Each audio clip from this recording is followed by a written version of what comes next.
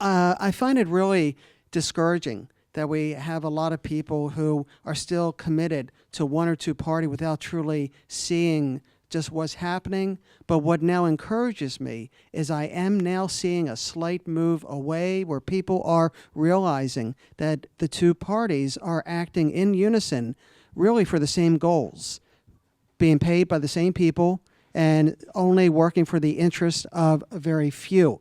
That whether it be the 1%, whether it be 10%, 5%, it's just not us. It's just not the 90% that have to deal with all the legislation that comes our way that we have no real say in it. The system is corrupted. We don't have a real say in our elections. I think as a Green Party, we can show that there is a real, true leftist alternative to what is out there, and an alternative in which the positions are consensus from most people in America. My work has really broadened out to a broad range of social, economic, racial, and environmental justice work because it really is all connected, and it's really about building a movement. We're not going to solve one of these issues alone. We need to be building a movement of people that are informed and pushing for real solutions to the crises that we face. On environmental work that I've done and I'm doing right now, I helped with the incinerator project in Baltimore City, working with United Workers and Free Your Voice. I was one of the co-founders of a group called We Are Cove Point down in southern Maryland, where we're fighting Dominion and the fracked gas refinery and export terminal they're building there. For a number of years, I've been working with Native American communities, particularly in the Southwest and the Northern Great Plains, to get legislation to clean up the more than 15,000 abandoned uranium mines that are continuing to poison the air, water, and land. And when you talk about Flint, is a huge crisis, but these communities have been dealing with decades of uranium poisoning in their water. I was actually looking for a job, and I went into the Baltimore City Department of Human Resources recruitment office, and we know what a recruitment office is supposed to do. And I went in there, and I had on some nice clothes. I printed out my resume, and I went in and I said, I'm looking for a job. What do you have available? Let's talk. And there was a woman behind the counter that just handed me a little piece of paper that just said, go to our website, expect this to take over an hour, you need an email address. And I looked around at this beautiful office and thought, why does this exist? Why aren't there people here that are helping people that need jobs? I mean, we talk about how we need to bolster our tax base. We talk about how we need to put people to work, help each other. But we have this office that's essentially, it could be replaced by a sign, So at that point, it became abundantly clear that we need help. We need a new, a change for the better. And as Margaret was saying, we need to build a movement, and that's what we're doing with the Green Party. This year, we're going to outperform what people expect of us. We're going to do very well, and I really, really do expect that we're going to win some offices this year, and it's going to, beyond this election, it's going to make major changes for 4 years from now and 8 years from now, changes that have been needed for 60, 80, 100 years, and that's why we're here. So. What I can offer you right now is constituent services, and the Green Party would like to offer you that as well. If you need help cleaning up your neighborhood, if you have problems dealing with city government, something that you need help with, we have resources, we have expertise in various areas, and we need you to contact us. Thank you very much. Connor Meek for President of City Council. Of course, moving to renewable energy sources, but really clean renewable energy sources. So the Green Party is not supportive of large-scale biomass or biofuels.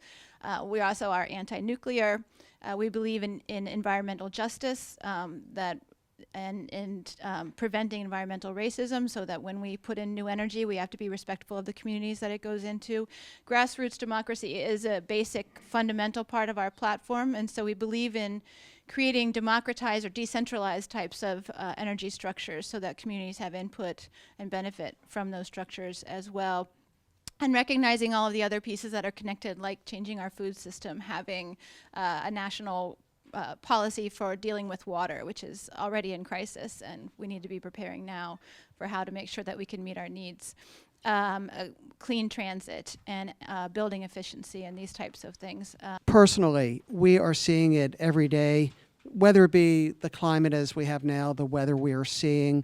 I think what most affects us, and this is where the Green Party comes in, is that we're now seeing global issues, and the Green Party is a global movement, yet each nation does have its own particular views on how to address the issues. So we're not unified in the sense that we're reading from one playbook. We have the basic pillars, but we each have to deal with our own country's aspects, our own country's conditions that will be different than in others.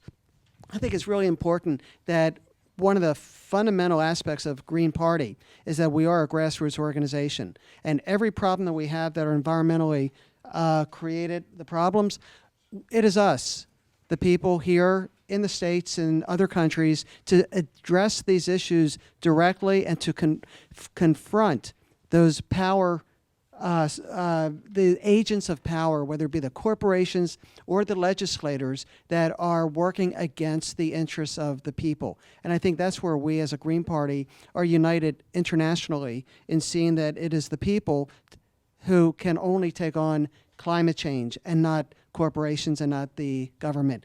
15 countries in the world already produce all their electricity from sustainable sources, and I would like us to be number 16. Germany has covered all their roofs to the maximum extent possible with solar panels, and I would support running all of our solar panel factories 24 hours a day, 7 days a week, because this is a world crisis that we are facing. This is the emergency, and it's not in 5 years, it's not in 10 years, it's right now. In the Chesapeake Bay, we've already lost an entire town to sea rise. We had 45 Americans killed in one weekend, December 15th of last year, 2015. 45 people killed in out-of-season tornadoes. 1 month later, on January 15th, we had an out-of-season hurricane in the Atlantic and an out-of-season hurricane in the Pacific. We've already had several islands and one island nation in the South Pacific have had to abandon their property, their lands, and move as refugees. We can do this. It's just a matter of us saying, as the people, we will do it now, and we will accept no less from our political officials. Nancy is absolutely right, and what we need to do is recognize that clean energy is one of the greatest steps we can take towards reducing our carbon footprint. And so looking at what a clean energy economy looks like, and there's been steps that have been rolled out in the president's clean energy plan, but we live in a capitalist nation, and so until they figured out how to maximize profit, they're taking their time doing it, but understanding that this will be the economy of the future, that in the next 2 years it is expected that the United States is going to spend what it has spent in the last 40 years on clean energy and shifting our economy towards clean energy. And so for me, I look at it from a perspective of understanding that Baltimore City is a city with 40,000 plus vacant homes that all need to be rehabilitated and brought back to market, which are job opportunities. Now imagine if those homes were clean energy, or they were energy efficient and used clean energy sources. So I recently visited Masdar, which is the world's first sustainably green city built from the ground up, just outside of Dubai in the UAE. And so what they've done is moved away from solar panels to building solar into the design of the infrastructure. So all of the windows have solar wiring going through them, and it's built intricately into the infrastructure, so that, because we know that you can only put so many solar panels on a building, but if you build it into the design, you can really maximize your clean energy intake. And so doing things like that, looking at a city like Baltimore, also knowing that Baltimore is a city that is a blue-collar town historically, and that when the steel industry left and the shipping industry left, there were generations of people who were blue-collar workers that were left unemployed, which has perpetuated a lot of the problems that we see that Baltimore City faces. The inability to provide for a family, which has also led to the thriving drug market and other black markets in Baltimore City. So in order to address that, if we can bring that industry to Baltimore and make it a clean energy manufacturing and production hub, we can put thousands of people back to work while simultaneously reducing our carbon footprint. Having a seat on the Board of Estimates, you can direct how the city spends its money. So not only would I be able to help support programs like manufacturing solar panels for low-income houses, we could also take other small steps. We need to offer free recycling to businesses. We can also hold businesses accountable in the sense that we don't support the ones, we don't give money to contractors that pollute. You know, it's easy to, when you look, it's easy to parse these businesses, the ones that have sustainable business practices and the ones that don't. So it's, as Josh was saying, it's important that we recognize that we have a lot of people out there that need work, that love their city and want to contribute and want to build a better city, and we need to provide avenues for them to do so. Beyond solar panels, we also have the food deserts, which we've talked about, having kind of old time food trucks, which could be electrically powered, which could be human powered. Put people back to work, get food out there. And at the same time, what you're doing, you're supporting local farms, you're supporting urban farming, you're taking 18-wheelers off the roads. There are a lot of things that, while this is a global problem that needs to be addressed on a national level, there are things that every single city and every single citizen can do to help. But we need leadership that has their eye on the ball, which we haven't had in a long time. All we have to do is point at our swimmable harbor plan, which is going along swimmingly. 2020. I'm not getting in there in 2020. I'm sorry, not unless Josh Harris is elected mayor, right? We have to make sure that we are investing in the neighborhoods outside of the harbor and outside of downtown, because for far too long they've fought to sustain themselves without the support of the city. And for me, that comes through eliminating wasteful spending and making sure that we're going through the budget line item by line item, and we're going through every single agency and we're doing comprehensive audits to figure out where the money is going, because we don't know right now. We had $60 million disappear from the Department of Education just a few years ago, $6 million from housing just about a year ago, and another $6 million from the Department of Health, and I'm sure millions more. And that money adds up. It can be put in places that need it, and it can be used more effectively. The second thing that I like to do is re-augmentation of our curriculums in education, and make sure that we're moving towards a more reflective board of education of the city as a whole, as we take steps towards hopefully getting at least a partially elected school board, but really looking at how we change our curriculums to prepare our young people in K through 12 for career as well as college option. And so getting back to vocational training and exposure of our young people so that they don't get to 12th grade and decide, well, college isn't for me, now what do I do? They've been exposed to what will be our industry, clean energy, and they can say, well, I like to go into this and I like to do manufacturing, or I like to go into mechanics, or I like to go into building and construction trades, where they can earn good living wages outside of going to college. The third thing is police responsibility and accountability. We know that Baltimore City has a history of police misconduct, as there's been lawsuits settled year after year where we spend millions of dollars because we don't effectively discipline officers who are found in the wrong. We continuously allow them to get away with what they're doing. The fourth thing that I would do is relook at our tax incremental financing policies, because it has shown an ineffective ability to be used to really change the narrative and invest in low-income communities and raise the median family household income, which is what it's supposed to do to address communities that are in high concentrations of poverty, and it has not done that such, and I'll tell you the fifth later.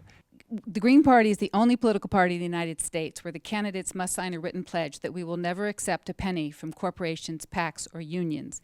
That stops one major transmission belt of the elite into controlling and using government really at this point as a front, as their enforcer for corporate profits. But the second transmission belt is very subtle, and I worked on the Hill for 14 years representing the national environmental movement. I did authorization, appropriations, budget, caucuses, negotiations, bill passage, floor fights, floors, everything. And one of the things I realized is that I want to introduce a resolution to get at the very structural root of some of the corruption of the government, which is that every committee and subcommittee chair must bring up for a vote every bill in the order in which it was introduced, and stop this fascist dictatorship of the old elite controlling the agenda of the corporations.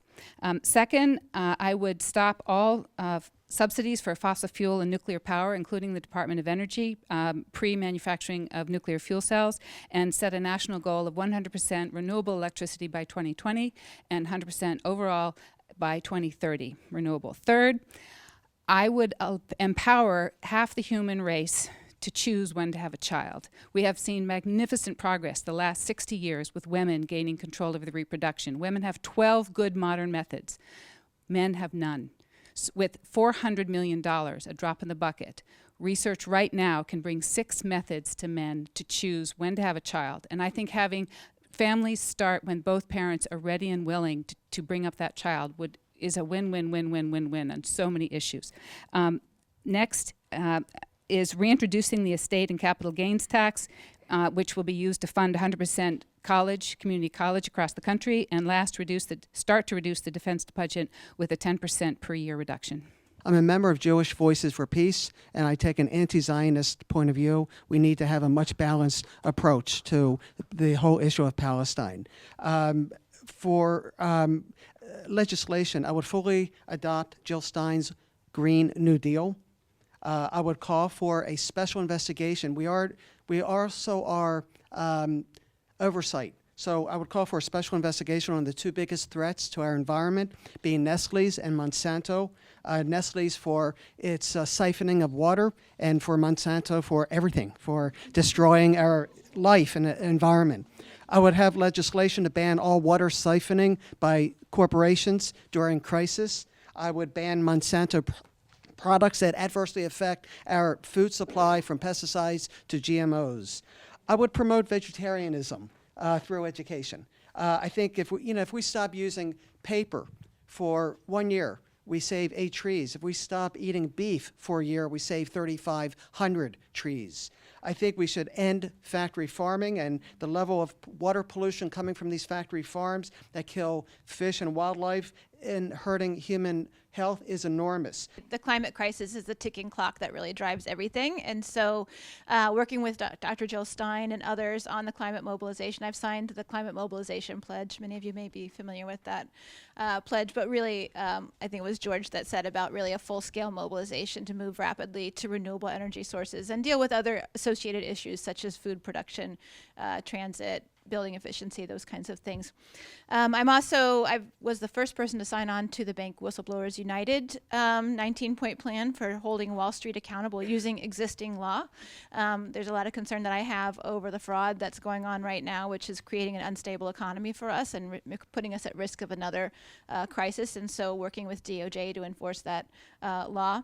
In terms of setting up my office, I have very serious concerns about what's happening down in Southern Maryland. I don't know if you're familiar with the refinery in Cove Point, but in addition to putting out 22 tons of toxins like benzene and formaldehyde and NOx and VOx and other things every year, which are going to cause disease, they're going to cause childhood leukemia, they're going to cause early death and exacerbation of cardiorespiratory disease.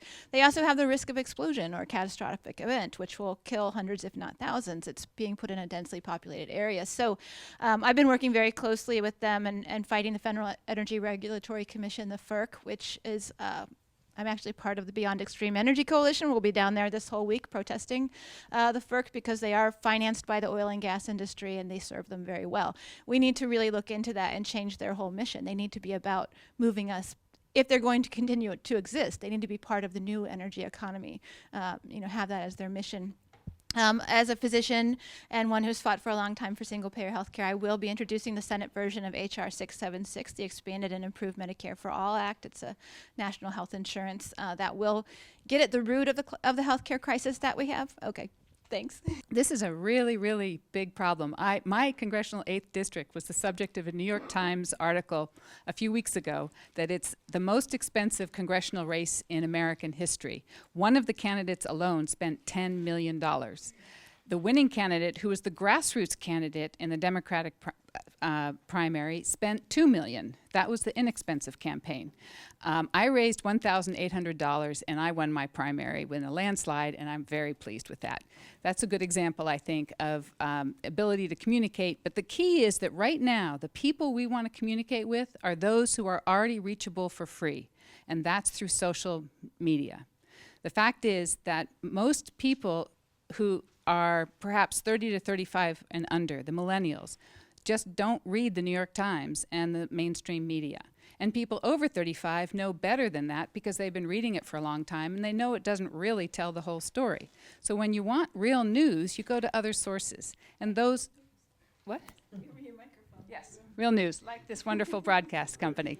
So those are free, thank goodness. And truly, as the founders of our country said, those who own the printing press are the ones who own democracy. And right now, we are very fortunate that we have the internet with social media fairly uncensored. I would indicate that the backbone of the worldwide internet was developed by the U.S. Defense Department, and I have heard something about a new backbone being developed. So I think it's very important now that we have people in Congress who have a technological background. I've been in federal IT for 26 years, who can really understand and oversee not only the Defense Department, but in particular the DARPA, the Defense Advanced Research Products Program Agency, DARPA, which is developing lots of programs without government oversight, of which one might be a restriction on the social media. I do accept the maximum limit according to law. I don't put restrictions on my campaign. I ran in 2003 for City Council of Baltimore, and I had lawn signs that were absolutely everywhere. Scared people, like the mayor, O'Malley at that time, and others who really saw that I was a threat to Mary Pat Clark, who did run. Now, I came in second in that race, but it was a two-person race. But I did well because I was out there exposing the campaign. Congressionally, it would be different. I certainly can't, I don't have the money, I won't have the funds to put a lawn sign from Cockeysville to Baltimore City to Columbia and Ellicott City. But what I do plan to do, especially in the summertime, is go to a lot of community associations and talk to the members that way. That's really the best way to reach people throughout. Of course, social media is one other way, but I don't think I can get votes from Europe or England or anywhere who see my posts. So I will be doing a lot of here in town and throughout the area of the district. I'm going to be strategic. I'm not going to spread myself thin, and I will do as much as I can to reach as many people as possible and have them host house parties for me and other avenues for receiving funds. I've been doing advocacy work for the past 10 years, and many of the issues that I work on are issues that aren't on the table, that we have to put them there, so we're getting really good at that. And also issues that have media blackouts, like I've been fighting the Trans-Pacific Partnership for the last 5 years, and we're winning that one. It's pretty amazing to me, because if you asked me 5 years ago, it was a very hard climb. But we used non-traditional methods of writing a whole bunch in independent media outlets, getting people out doing visibility actions regularly, using the social media, going to communities, doing teach-ins. So we have a lot of experience about doing a lot without very much. We have a whole plan about how we're going to win. If you come down to my office at 100 East 23rd Street to volunteer, you'll see the plan. But we're doing the things that give us the biggest bang for the buck, which is phone banking, and we have hundreds of thousands of telephone numbers that we're going to be churning through. I'm getting support from a lot of the Bernie people. I worked with Bernie Sanders in Congress. I helped with his health legislation, and so I've been reaching out to a lot of the Sanders people that are campaigning. They're excited about my campaign. They want to elect people to Congress who share similar values to Senator Sanders, so we're getting some resources that way. We're doing some canvassing with our city candidates because we're focusing a lot in Baltimore. It has the highest concentration of voters, and then we're also being strategic about other parts of the state that we focus on. We're doing house parties. We have lawn signs. We have bumper stickers. I have them here if you want one. We have great T-shirts. The graphic was done by a really amazing graphic designer. It's a Black-Eyed Susan bursting out of concrete. And thanks. I'll stop there. One, I come from a branding, marketing, communications background. So understanding that the average voter and our average electorate is not really that aware of the issues and what's happening. You guys are above average right now. The fact that you're here and you care about these issues and you're engaging. The average citizen does not do that. And so until the point till we get to where we have comprehensive education and we're really teaching this in schools and we're teaching our young people what to look for and how electoral politics work, marketing and branding is what it comes down to. And that is really what costs money in campaigns, being able to reach and get your message out. However, there is a way to counter that. And the only way to counter that big corporate money that we see being spent is through big people power. How many of you guys believe in social justice? How many of you guys believe in environmental justice? How many of you guys believe in racial justice? Okay, so you guys become each and every one of our commercials. Last year during the uprising, when everything happened in Baltimore City, there was supposed to be a major parade that happened. And the parade had to get rescheduled because of what happened. And the parade was pushed back like 4 months until August, I think. It was supposed to be like May 3rd, and it got pushed back until August.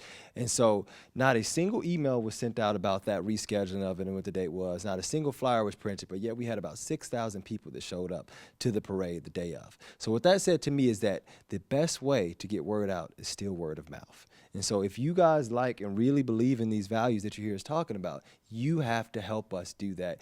And whether it be, I accept donations, and so I want to raise $100,000, which is 1,000 people donate $100 or more to the campaign. You can do that, but if you can't contribute financially, we need you to make calls for us. Margaret has hundreds of thousands of numbers and people who need to be called on the contact list. I have a long list of contacts, people who need to be called. We need phone banking. We need door knocking. We need you to bring your skills and talents to the table so that we can really mobilize people to be able to counter the big corporate money that's being poured into these races. So I'm using this as my opportunity for my ask.